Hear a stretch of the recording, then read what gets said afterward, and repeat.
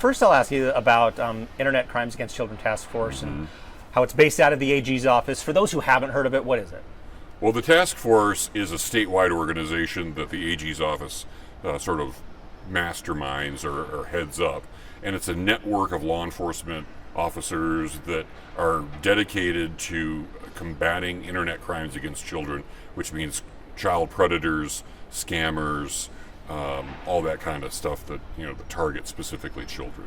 I sent you the story that I'm referencing here. We're not really talking about the details, but when we hear about another story like this, what's the lesson we can learn? What goes through your mind? What goes through the Attorney General's mind? There's really not any way to sugarcoat it. Parents need to be aware of what their kids are doing at all costs. It's hard. It's very difficult for parents to do that. We understand that. But it's so insidious, and there are so many cases of child predators out there trying to trick kids into meeting up with them, that parents have to be aware of what's going on the internet and what their kids are doing on the internet and the kinds of apps that they're involved with and who they're chatting with. Parents play a huge role in this, obviously. For those who haven't heard of this task force, what is the role of the task force? How are they helping in Utah to combat this? Well, we're mostly, we work in a couple different areas. We educate parents and families and school children. We go around to schools and we lecture and make presentations and provide resources for people so that they can be proactive. But we're also reactive in that we get tips from the National Center for Missing, NCMEC, National Center for Missing and Exploited Children, and we follow up on people that are the worst of the worst cases that are showing that they have a lot of activity online, that they're chatting up a lot of young people, that they're engaging and actively trying to meet kids, as well as the people who are trading and actively downloading child pornography online. So NCMEC sends us a tip sheet and a list of people whose IP address is active with that, and then we track them down and find out how they operate.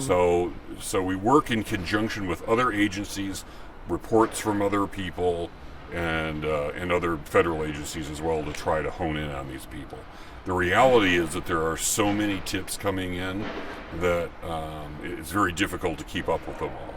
So that's why, circling back, it's more important than ever for parents to be aware of what their kids are doing so that they can help us be proactive about preventing their kids from being in this situation at all.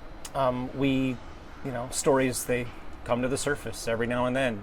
Is that a sign that the message just isn't getting through to some parents, some people out there? It's tough to lay it all on parents because parents have a lot of other things going on in their lives. It's just that kids are so advanced and find new ways of engaging on the internet that it's difficult to keep up with what they're doing too. And kids will actively try to keep information from their parents too. So the kids need to get the message from the parents that they want to be involved. Let the kids know that they're involved in their lives and that they're also aware of what's going on. The kids themselves need to be aware at an early age. I'm not sure what schools are doing, but it would be a good idea if everyone worked together to let the kids know the kinds of tricks that online predators will attempt to pull on young kids to get them to divulge information or pictures of themselves or to even meet up and take a very attractive sounding vacation, like going from Arizona to Park City for a weekend. It sounds like in this case the child was able to reach out for help. We want to make sure that they're not in that situation to begin with. When I say we, I'm using the collective we. I'm Yeah. talking about Utah Attorney General's office. I'm talking about society. I'm talking about kids. I'm talking about parents. Sure. Are we doing enough to combat this? When it comes to the safety of children, there's a feeling that we can never do enough, but we do all we can. So the resources that are available are specifically designed to educate people so that people can work with us and team up and work on the problem together. So, is it enough? It's never enough when it comes to the safety of children, but everybody has to team up and work together so that it can be the best it can be, and that the defense is there for the children and the families. And you said there's so many tips that come in. I don't know the staffing involved to respond to tips. I don't know how that works. Mm-hmm. How do we sort of up that number of people to address the number of tips coming in? Well, it's like in news. You get all these phone calls coming in for news tips and things that need to be followed up. There's only so many people that can work in any particular organization. So that's why it has to be a team effort, because one entity can't do it all by itself. We have to work together, and parents and families and kids need to be involved in it too, so that we can partner with them and work on it together. The parents need to be aware of what their kids are doing as much as they can. They need to know what the internet landscape is, the apps that their kids are on, and what they're doing on their phones. Just one final question. I think it's one of the most impressive details of this specific story, and I asked you, Casa, about this. The fact that this teen reached out to the parent to get help when they realized they were in a bad situation.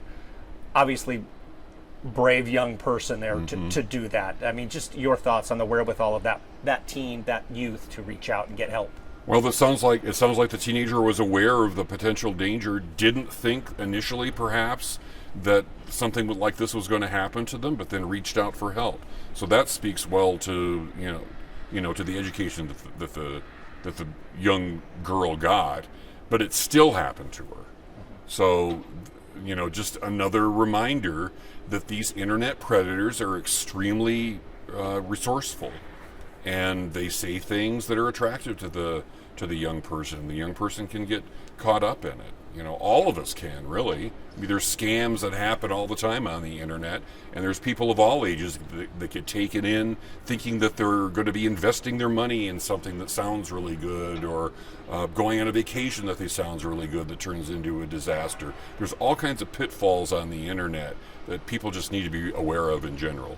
And especially when it comes to our children, we want to be diligent about making sure that everyone's armed with the information they need to keep their guard up.